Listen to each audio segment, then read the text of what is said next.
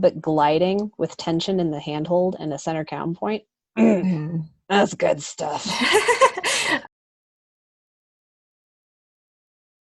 Welcome to another zany episode of Nerdy West Coast Swing. I'm Cassie Winter. I'm Alicia Marshall. And tonight we're going to be talking about elbow magic, aka the relationship between your elbow and your ribcage while you're dancing, and how varying that with purpose affects your connection. It's going to be really, really interesting because it's another way to kind of train your eye to think about both center counterpoint and resisted release. So it's just a different avenue of approaching those same topics is by paying attention to the relationship between the elbow and the ribcage. And the video we're going to watch is with Nick King and Tashina Beckman-King from Berlin, even though the video says Nicholas Beckman and Tashina Beck. It's very, I mean, we'll go with it, but his name's Nick King.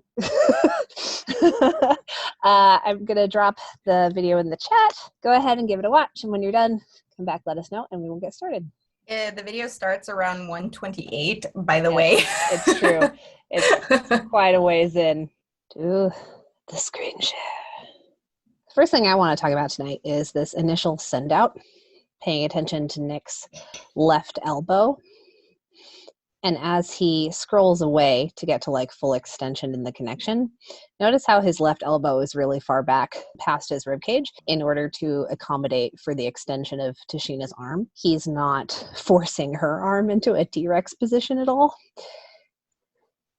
His left arm is adjusted for her.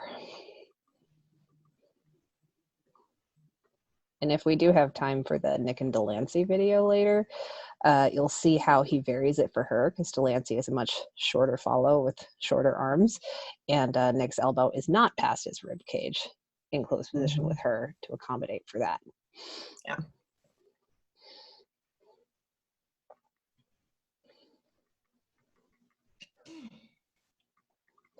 And then the next thing we wanted to talk about is the way Tashina is connecting into this count 4 right here. So she is shaped to the right, so she's facing perpendicular to the slot, and her right arm is in front of her body, but we can probably deduce that her right elbow isn't actually too far across her chest. It's closer to the right side of her body than the left. Right. And then she really gently unwinds from it. So it's a resisted release, not only in length down the slot, but in rotation. Do you want to explain what you mean by resisted release? Yes. So, for those of you who do weightlifting of any sort, there are 2 types of muscle contractions. There's a concentric. I don't know why that's hard for me to pronounce, but it always is. The concentric contraction. So if we think of a bicep curl, the concentric contraction is bringing the barbell up to your shoulder, bending your elbow. The eccentric contraction is when you lower the dumbbell back down and extend your arm. And it's that eccentric contraction that is a resisted release. So because if you had like, let's go big or go home. Pretend you've got a 20-pound dumbbell in your right hand and you've just done a bicep curl with it. If you did not resist the extension of your arm, you would throw out something. Yeah. It would be very painful. Probably many things. Many things. It's not fun. So resisted release is essentially an eccentric contraction. And depending on what your connection is at any given time, which muscles you resist release is different. So in this particular example, because Tashina is coming out of a rotation, she's not only resisting how far her arm gets out in front of her, so that's linear. She's also resisting how fast she opens her shoulder rotationally. Because you see right here, her hand is across her body, but by the end of this pattern, it's on the right side of her body. And so that's the rotation. So you can think of that in workout terms, kind of like a chest fly with dumbbells. If you're lying on your back, she's resisting the eccentric contraction of that for rotation. And I think we kind of talked about that a little bit in a couple previous videos with Melissa, where we talked about like the setting of the arm.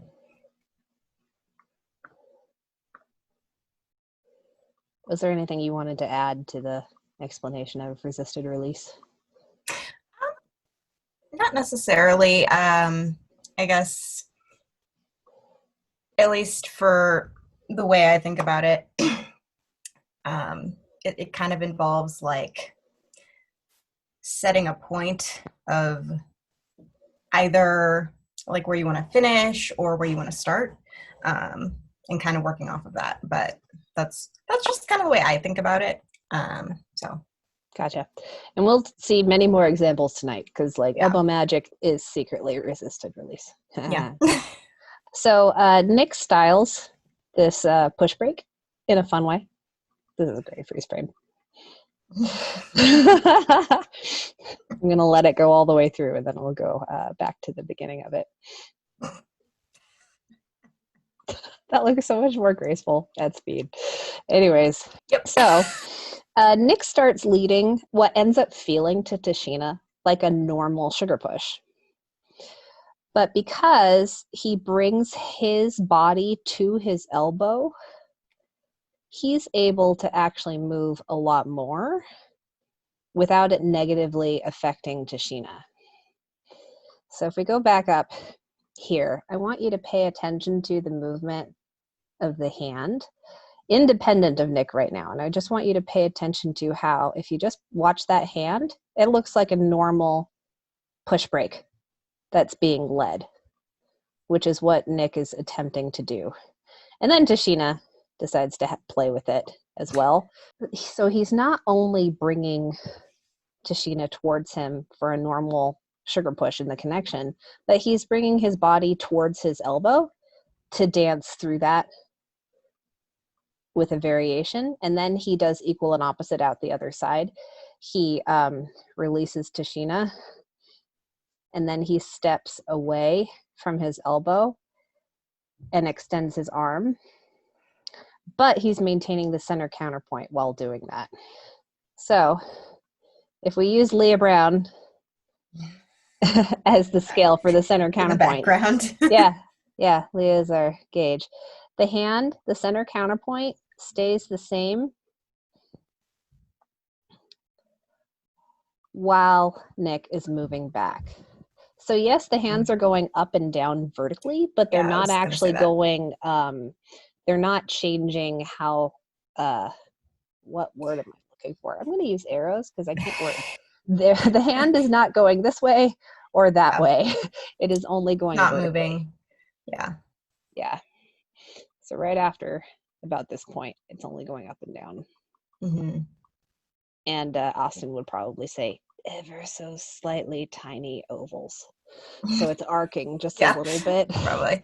I highly recommend going back and rewatching this dance afterwards and seeing this moment at speed, because Nick is really playing with the connection by changing how his elbow is relating to his ribs, to create some fun body position. Yeah, I want to also mention that there are like a couple different like connections, I guess, that look very similar to this exact thing, where you have that center like connection and then you're moving in and out of it. But this one is a little bit different. So just wanted to note that there are things that are different but look the same. Yes. Now, Tashina does something similar here. Tashina resists the lead of his one to shorten her steps, and she keeps her right elbow very close to her ribs. So on count 3, she's just barely catching up. If we're paying attention to Tashina's right elbow, so right here at the beginning of this pattern, she has an extended frame. And as she comes forward, she lets her elbow stay pretty much the same point in space and travel forward ever so slightly. But you can now see how her elbow is bent and it's closer to her rib cage. So she was actually probably using a bit of a pulling feeling in her muscles. So Nick probably actually felt, so if we put a bookmark here and we go back here, Nick probably felt from this moment to this moment the same amount of tension as in the anchor. It didn't Right. necessarily grow, but it didn't decrease either. It felt constant. And it could grow ever so slightly, but she's not trying to pull really hard. She's just trying to give the information that, like, hey, I want to chill out back here a little bit. Yeah. Like the way that she moves in towards her elbow is a really good way for follows to manage their styling, to keep that same like weight in the connection. You can move yourself in and out of that elbow, and that's a good way to do whatever styling you want, but stay within the lead. Yep. I actually originally learned this technique from Patty Vo, and she didn't necessarily say anything. She was just like, lead a left side pass. And I go to lead a left side pass, and she used this technique of walking forward, but pulling into the connected arm and bringing her right elbow to her rib cage in such a way that the pounds of tension in my hand from the anchor through to count 2 did not change at all. It still felt like the arbitrary 10 pounds of tension on count 2. And it forced me to lead her in a sugar push. So I was trying to lead a left side pass, but she was maintaining the anchored connection through 2 as she came towards me. Then I'm like, I can't get you past me at this point. I will just send you back to where you came from. To try again. And it's a really excellent thing to practice as a follow, maintaining the same amount of tension in the connection, moving through the first half of a pattern. It's fun to see what your leaders will do to react, because usually it freaks them out if they're not used to it. Patty completely freaked me out when she did it the first time. But it's great for styling and also communication. Like if you saw past your leader and there's suddenly a new couple on the other side of them and you can't do a side pass, this is a really simple solution for keeping it one-sided and turning it into a push instead of a pass.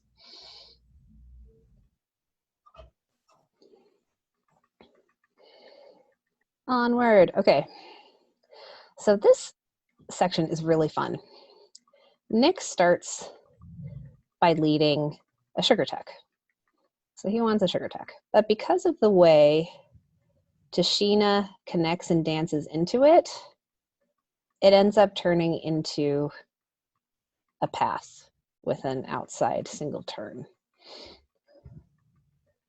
I had to watch this several times to confirm that that's what was going on. Yeah. But that's what's going on. It's really interesting. So if we go back to the beginning and we just watch Nick. So he anchored to the side. He's very much underneath himself and stepping towards Tashina. And the way he's lifting the hand indicates that he's wanting compression. So that's how I know he's aiming for some sort of push tuck situation. But if we go back to the beginning and watch Tashina, she uses a similar technique to what we were just talking about, where she maintains tension and brings her ribs towards her elbow, which is delaying how quickly Nick can lift the hand. So you can see Nick has quite a dropped hand here because she's resisting the lift of the hand. I'm gonna delete that frame so it doesn't gunk us up. And he reacts to that by shaping a little bit more to the audience and creating space for her to just do her thing. And then right here, as she steps through, Nick is noticing that, and he's ready to step counter to her. So her left foot is going to the right on the screen, and his right foot is going to the left on the screen. And then they both scroll away from the center part center Mhm. counterpoint. Yeah, so they maintain like a different hand connection or hand position throughout that. So because we have this right here, it just kind of stays in this position. Mm-hmm. And it's probably going to have a little bit more of like an up and down feel in the connection Mm-hmm. rather than what you might normally feel for that. Yeah. And I think there's just ever so slightly, like right here, and this is one of the ways Tashina is slowing it down. She's at this point, I think she's pushing a little bit, not only Mm-hmm. in front of her, but a little bit to her right to kind of like push into Yeah. Nick's hand into planes of space. And then when that releases, when that push releases on her end, that's when Nick lifts the hand and it becomes up and down.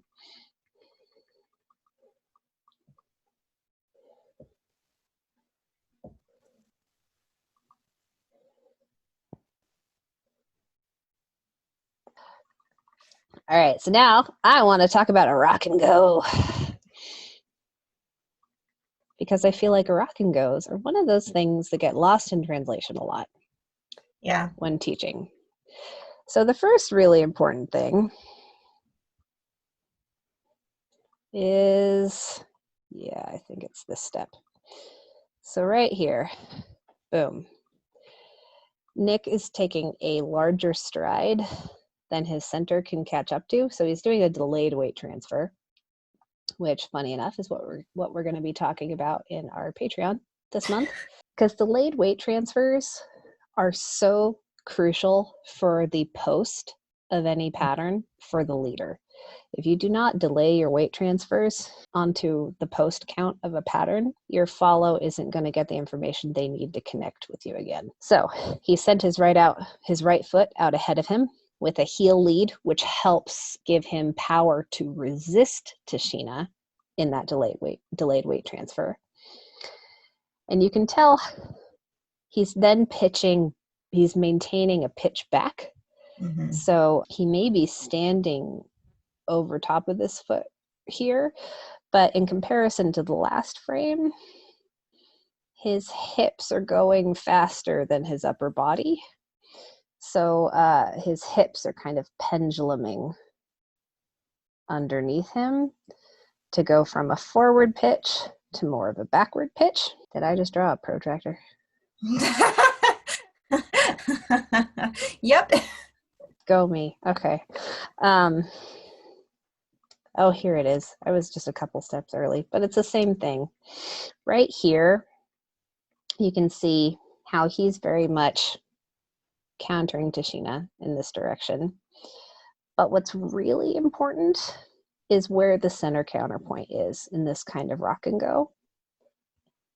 If we pay attention to the hand is moving down the slot toward Tashina through this moment. And a center counterpoint does not travel up or down the slot. So the center counterpoint for this kind of rock and go is actually Nick's right shoulder. So he's slowing himself down so his right shoulder can be directly over his right foot. Mm-hmm. And he's extending his right arm to allow Tashina to step back onto her left foot. But he's pitched to the left and leaning more to the left as he's extending his right arm, which allows the right shoulder to be the center counterpoint. This is so important on a rock and go.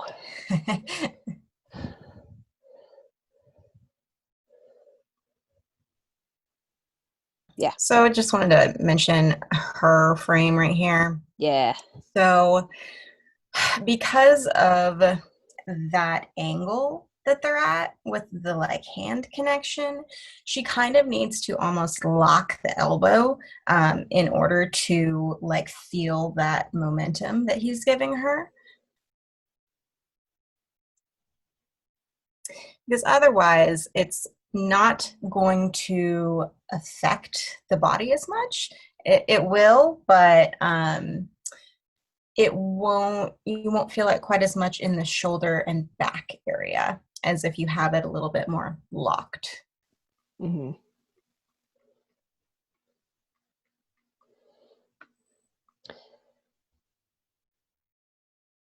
And so her not moving that arm into like a bent position while this is happening, while he's driving her forward, is really important. Yep.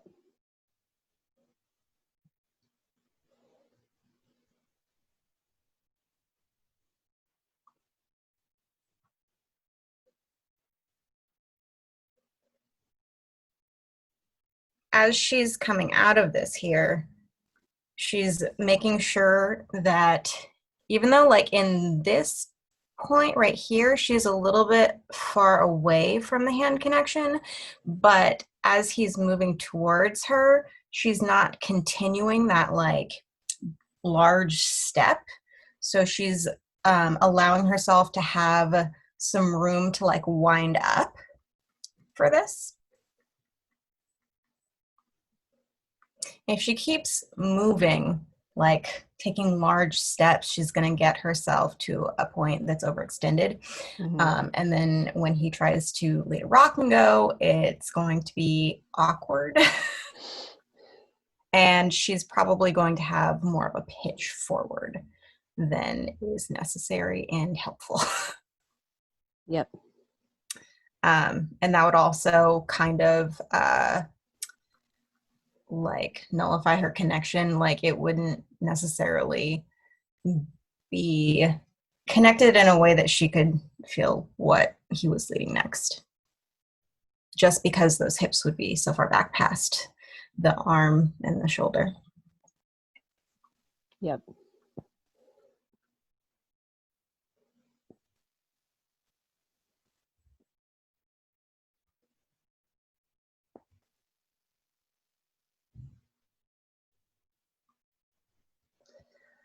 So after this moment,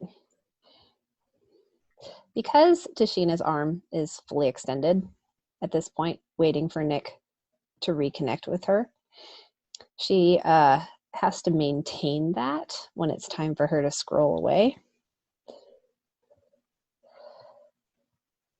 So she maintains the extension of her arm and shapes into it and lets a resisted release happen rotationally, but not linearly because she's already overextended. Well, not overextended. She just has an extended arm. Yeah, it's at full extension, basically. It's at full extension, but still correct. Yeah. Because it would be awkward here if she made the choice to suddenly pull to regain connection. Mm-hmm. It's the follow's job to move to reestablish connection if the leader does not. Right. And it's important that she is keeping her shoulder as in line with her body as she can. So even though she's in full extension, she's not really allowing that shoulder to move really far past, like in front of her. Mm-hmm. Yeah, she's still ever so slightly shaped to the right into her right arm until she hits about this point, and then she resisted releases the rotation to her left very slightly. Yeah. And it's partly dictated. It's hard to tell, but right here, as Nick's palm is starting to face down, that's happening because he's bringing the hand connection ever so slightly towards Leah Brown. Mm-hmm. Leah is just the stand-in for everybody in the chairs. She's the wall. All right, I wanted to talk about Nick scrolling away here because you can even see his elbow is really tight to his side right here and about like flush with his back. Mm-hmm. And as he steps back, he actually brings it back behind him just ever so slightly. And he's doing that to make sure that Tashina still has tension. Like here, there's tension in that handhold. So he's maintaining that constant for her. And then when he gets to a point where if he were to maintain his frame any longer, he would actually bring Tashina towards him. He resisted releases his arm away from his body as he brings his body over his standing leg. Aaron said so much detail. So much. It's like, this is the kind of stuff that I feel like really gets lost in translation a lot. Yeah. And it's just a different way of thinking of resisted release. So we go from here where his elbow is tight to his body and flush to his back, and he's moving backwards. And then at this point, he starts letting his arm move out and extend in front of him, but he's resisting that. He's not just like letting go of the tension. Right. He's doing an eccentric contraction through his back into his arm. Mm-hmm. And it feels so good to glide with an eccentric contraction resisted release. Like, yeah, it's one of my favorite things. And you can do this as a follow too. I do it a lot on the second half of a sugar push when following. But gliding with tension in the handhold and a center count point, mm-hmm. That's good stuff. Aaron said, what's eccentric again? Okay, so concentric is bringing the barbell up to your shoulder in a bicep curl, and eccentric is lowering the barbell and straightening your arm. And for those of you who are super nerdy, eccentric is actually what strengthens the muscle, because it's the lengthening of the muscle that actually tears it apart to make it want to build back up again. I know too much about the human body. Not that that's super important in this context, but if you're interested. But you never know. That might be the mnemonic he needed. Never forget. He said, I've been lifting wrong. Yeah, that's actually why they say to take a little bit more time with the eccentric part of the contraction, because that's the moneymaker. So if you're doing a bicep curl, make it a little faster to bring the weight up to your shoulder, and go a little bit slower as you extend your arm, because it's that eccentric contraction that actually puts micro tears in the muscle that makes it build back up again. This feels like an appropriate conversation, considering we were earlier talking about staring at Nick's bicep. Very appropriate, yeah. It's all coming full circle. That. Exactly. Was there anything else you wanted to say about his glide right here?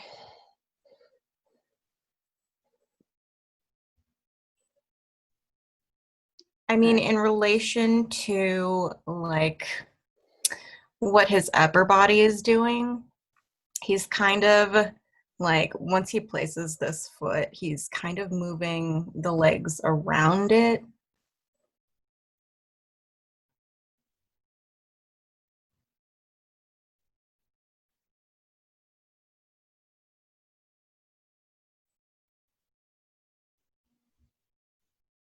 And that's, so he doesn't overextend or anything. Yeah. And then, just because we're here, and why not? What brings Tashina forward is him straightening his legs and letting his hips go a little bit further back. That's what's encouraging her to lift and release that foot and come forward. Mm-hmm. And then I think is this the underarm turn I was thinking was earlier, but no, really, it's here? Yes. This is it. Okay. So similar to earlier, Tashina resists the lifting of the hand and bends her arm to indicate, hey, I want to do something here. Mm-hmm. This moment is giving me really strong Marianne Nunez vibes. Yep.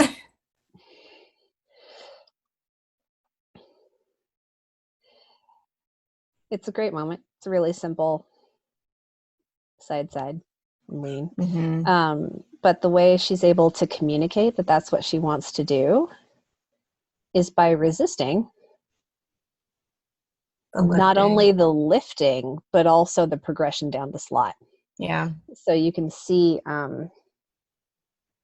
that from this point, the hands really don't go anywhere until here. Yeah. Well, and right here in this moment, you can really see that that connection is going like in the direction she's facing, from her perspective. And it's still on the right side of her head. It hasn't crossed over to the other side. Right. And you can also see that it's going like in front of her because of the way that you can see like her upper body kind of slant forward. Like she plants her feet and you can see that upper body like start to create a little bit of an angle, like she's falling. Mm-hmm. But she's really using the shoulder and back to like keep everything as a unit. Mm-hmm. In animation, this is called a moving hold. And it is the hardest thing to animate. To give a character life through a pause. And I really appreciate how she does a delayed weight transfer. So right here, defying gravity, her feet are out ahead of her. Yeah. So her feet accelerated past her center. And she uses that to slow herself down. And like you said, she changes her pitch here. So she was pitched back. Now she's pitching forward and she's moving into that position slowly. And the connection with Nick is part of what's helping that. Yep. Because she's able to engage through her whole upper body and down into her back, all the way down to her feet. Yep. So good. Yeah. There's actually a similar freeze frame with Delancey that I marked because it's just so stinking pretty. The way that she's like able to create that pitch back to forward, the only way that she could do that is through like using the connection. And she's not using it a lot, but she couldn't do it by herself, right? Right. So she's using it enough to give a little bit of extra resistance. Yep. It's like the gentlest pull. It's that resistance. It's not like, come to me. It's a resist. It's not quite that aggressive. It's not aggressive. It's just really simple. And like to create that kind of counterbalance without the tension of the connection, the pitches would have to be much more extreme. Right. So like if she were trying to do that herself, the pitch at this moment, instead of being here, would probably be more here. And then the equal and opposite, instead of being, I want to find the max, it's like right there. Instead of being here, if she were doing it by herself, it would probably be more there. So that's satisfying. But because she has the connection, it's adding that extra stability to allow for this. Erin said, so yeet, but not yeet. Yes. Yes. All right. And then I think I had one more to talk about in this video, and it's the hitch timing here with Nick. So we have a hitch timing is 1 and 2. So here we have the 1 and 2. It's so slow and my finger's going as fast as it can. But I wanted to talk about the relationship between Nick's left elbow and his ribcage here. Because as he's moving into this hitch, you can see how his elbow and ribs get separated ever so slightly. Like it's just a little bit of a breath right here. and then it comes back towards him. Mm-hmm. And what I see a lot is leaders kind of seeing that and think that means a disengaging of the connection. Right. But it's not. It's not even quite a resisted release. You're just trying not to move it. But unless you were a robot, you wouldn't be able to hold it there. So just human mechanics, it's going to give a little bit. Yeah. And that's a good thing. But he's very much, I think this is the part where I was like, I'm staring at Nick's bicep. Because you can tell how much he's engaging into that. Yeah. To maintain the connection. Because if he were to let it go, Tashina would not be led towards him. And you can see even right through here, his left foot hasn't struck the floor yet. It's not done moving through space, and she's already coming towards him. Yeah.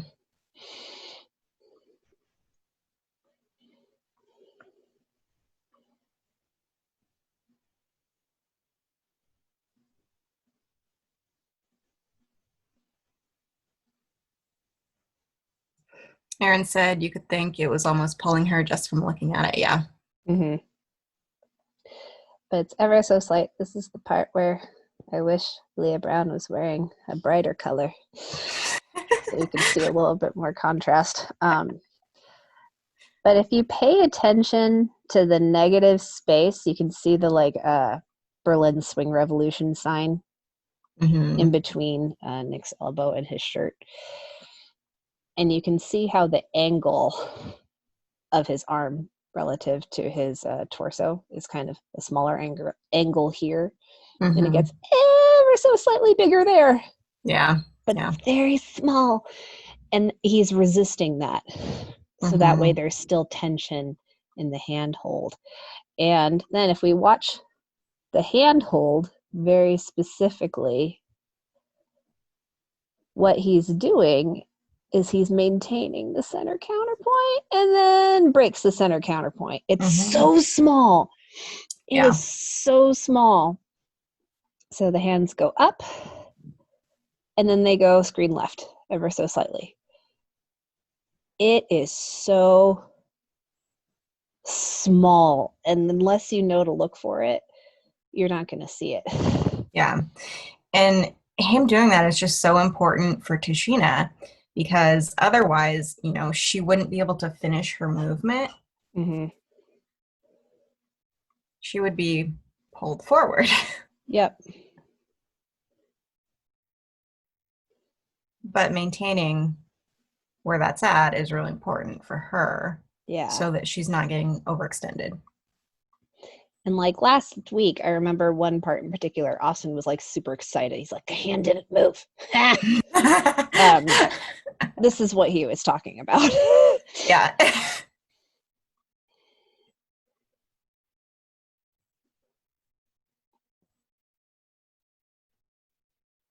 All right. Is there anything else you wanted to say about this section? I mean, just a little bit more about Tashina. You can see she has her arm pretty fully extended, just starting this movement. But as soon as she is coming forward, you can see she gets at a little bit of a backwards angle. So right about here. She's slightly back with her upper body. Mm-hmm. And counterbalancing that with her free foot. Mm-hmm. And twisted. It's very Lindy. And click-clack. Well, so there's the correlation between the backwards angle and her drawing her elbow in towards her body.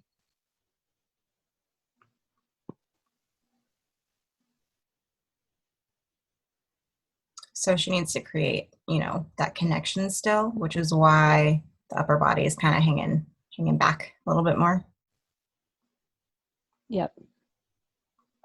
But then as she needs to come on top of her feet, she is using that forearm, like elbow, to like draw herself in. And that's what's pulling her back up over her feet. Yep.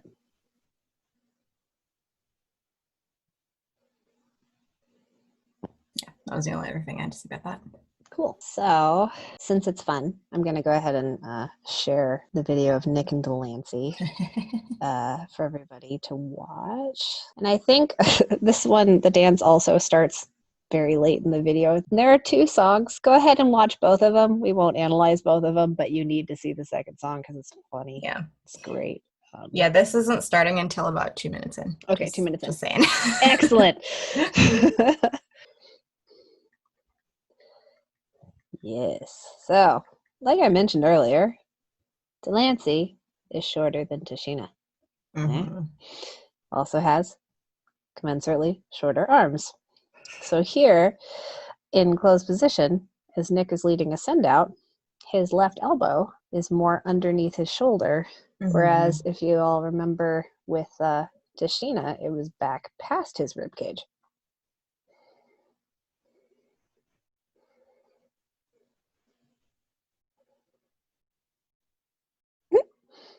Andrew is just so excited about the send out.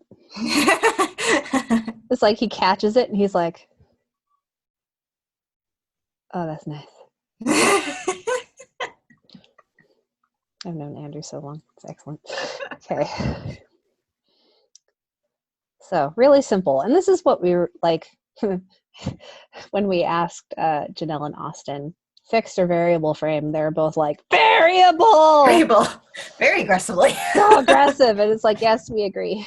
And this is part of that. Like, especially as a leader, you need to adjust your frame for your follows frame. Yeah. Imagine if he was forcing Delancey into the same large shape that he had for Tashina. Delancey would not be able to reach.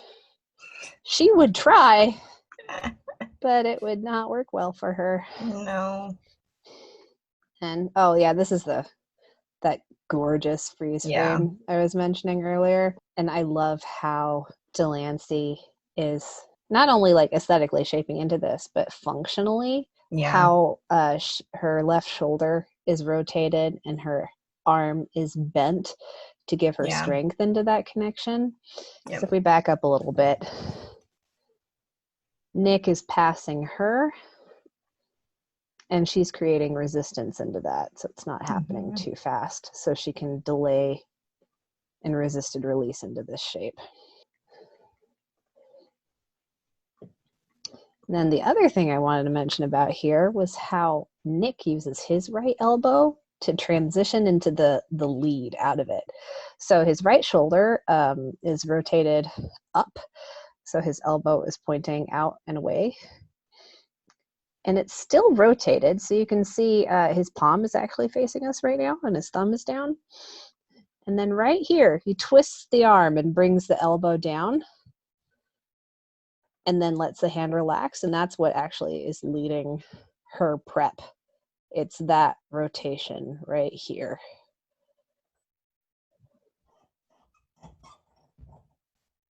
Oh, yeah. Yep. The way Delancey handles this is just so good.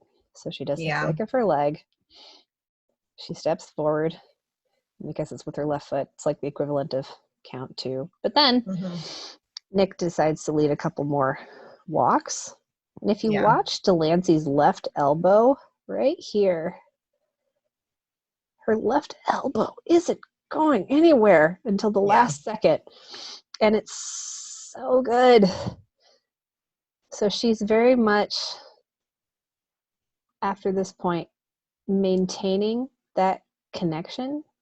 Yeah. As she's turning forward into it, and it breaks forward because actually Nick starts moving. So her elbow starts moving forward because of Nick, not because of her. Yeah, she's just using some like internal rotation. Yep. And she is moving to continue her momentum that she has, but she's not actually like crossing like any distance. She's taking the momentum and just rotating it around that center. Yep. Look at Andrew's face. It's just, he's so happy. I love it.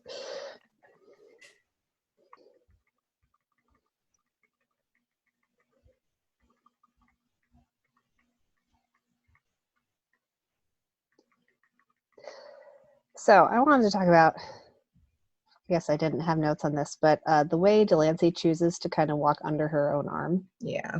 To get a little bit more extension. That was a choice she made. And she was able to do that because Nick's handhold is gentle enough that she feels safe. As a follow, never do that if a leader is strong arming you. You'll hurt yourself. But I wanted to talk about... Do you want to explain what you mean when you say that she's going under her arm? Oh, yeah. Okay, so pay attention to her right forearm. It is currently in front of her forehead. The forearm doesn't go anywhere, but her head goes underneath and to the other side of her forearm. Whoop, whoop. And whenever you get to a point where your forearm is behind your head, your shoulder is in a more compromised position and can't take as much force without becoming injured.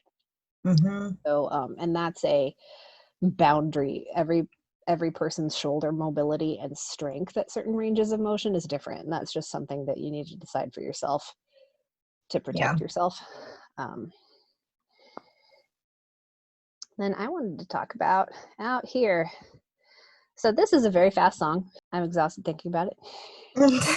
But what I wanted to talk about is one of the ways to dance a fast song as a leader is keeping your elbow tighter to your rib cage in general the whole time. Yeah. So first of all, it's very handy how short Delancey is compared to Nick because his elbow's already like very close to his rib cage at this point in time. So he doesn't have to bring it too much closer to him to keep the slot short enough. If he were dancing with me, the hand would come down faster. I would turn around faster.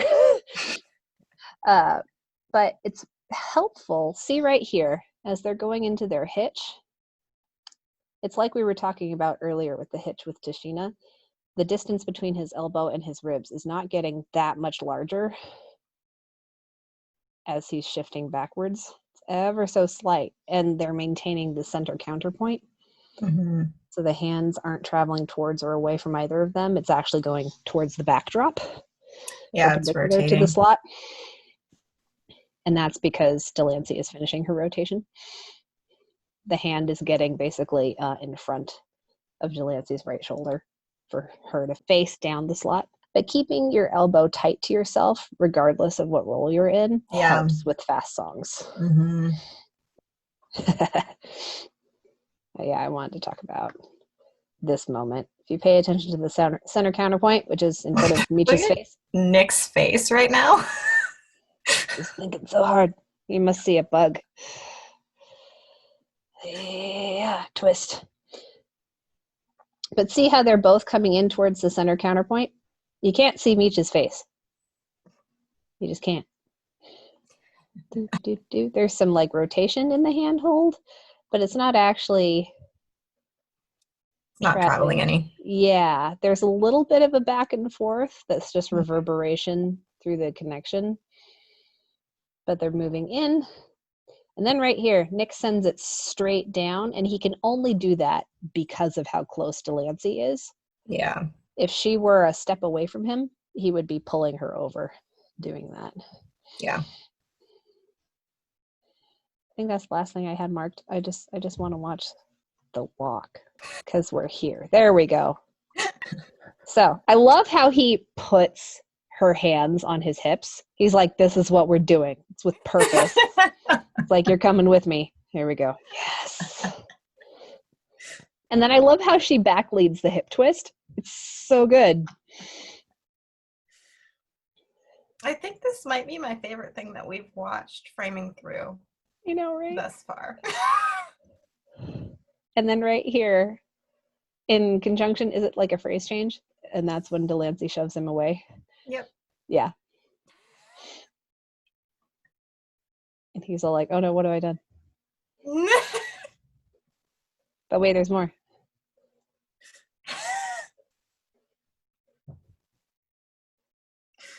There's so much happening. I know. In slow motion. I still don't understand how he fit through there.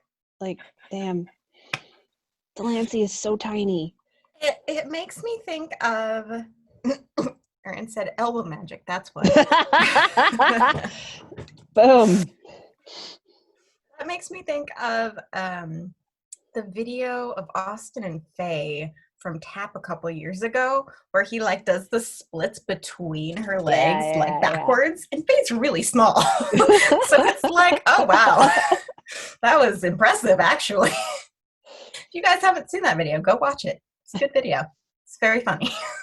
I was wondering, because I was watching the video and I noticed that Nick, one of the things I can say is that he allows the followers to kind of do her own thing, and kind of like freestyling. He gives her that moment to kind of just do what she wants to do on the dance floor. Mm-hmm. And I want to know, you as dancers, do you guys like it when the lead allows you to give you room to kind of create your own movement on the dance floor? How do you all feel about that? I do prefer when I get a lot of space from my lead. I tend to stay within the lead that I'm getting. I don't usually change things up too much, but I do like the space just because it allows me to, bring my other dance backgrounds into the moment. So I prefer it. Yeah, I definitely prefer it too. I love having space and time. Mm-hmm. And I also work within the given connection, because what my favorite thing is an infinitely, that's the word I'm looking for, not reactive, but like present connection that mm-hmm. reacts appropriately to what I just did, equal and opposite. Because that's kind of what happened in that moment with Nick and Tashina, where he started to lead a sugar tuck. She changed it up. And then he adjusted accordingly, and it turned into a really interesting side pass. Yeah. Like that's what I like, where it ends up being a call response, yes and conversation. Mm-hmm.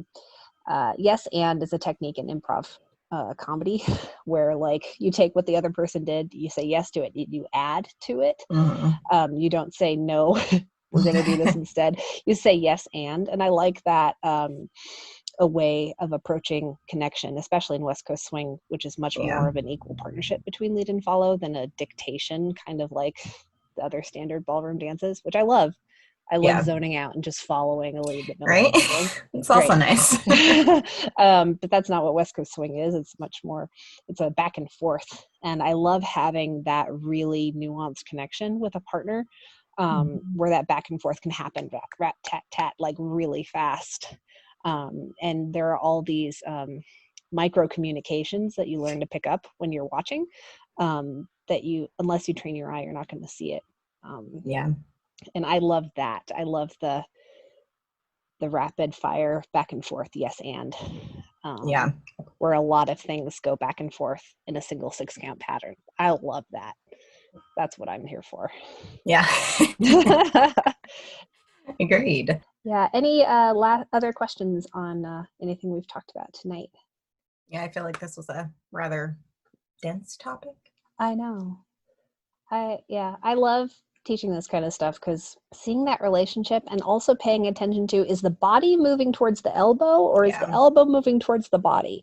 Because like, which one is moving towards the other one? Like, seeing where the origination of the movement is happening and realizing when it's a resisted release is like super important. So everybody go micro tear your muscles. I just wanted to say, I love the fact that the dances were so unpredictable. That made it so exciting to watch. With all 4 dances that we saw, it was just so unpredictable. You picked out some really good, Yeah, they're both really great dances, and I miss Delancey. If you ever see this, Delancey, we miss you. Yes. All right. Well, I think that's a wrap. Yeah, that's it. Tonight. Next week we're going to be talking about pitch in blues dancing. Very specific. Yep. Yes, very specific. This is what we're starting to do now. We're starting to get very specific. Very specific. And talking about the same concepts over and over again, but you don't realize it. But also not. We're like, oh, we should just talk about pitch in every single style of music at some point. So we're going to start with blues. Thanks for joining, guys. Yes, thank you for joining us. And we will see you next week. Next week.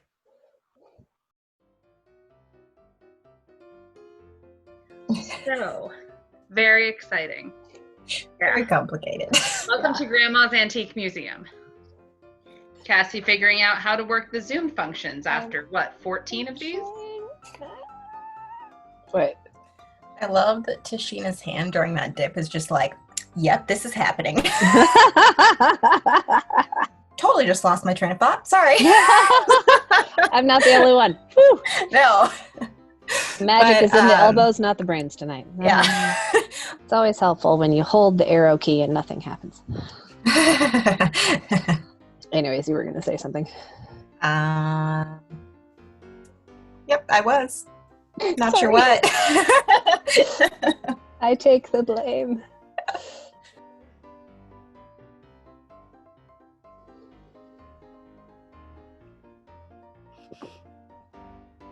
What? The face that Nick makes, like when he's rocking her. Whew. Words are getting harder. We're almost done. There's something else I was going to say. Apparently, I'm just forgetting everything today, Okay. so... I'm surprised I was able to say Sorry, anything guys. intelligent tonight. Just one of those weeks. Yeah.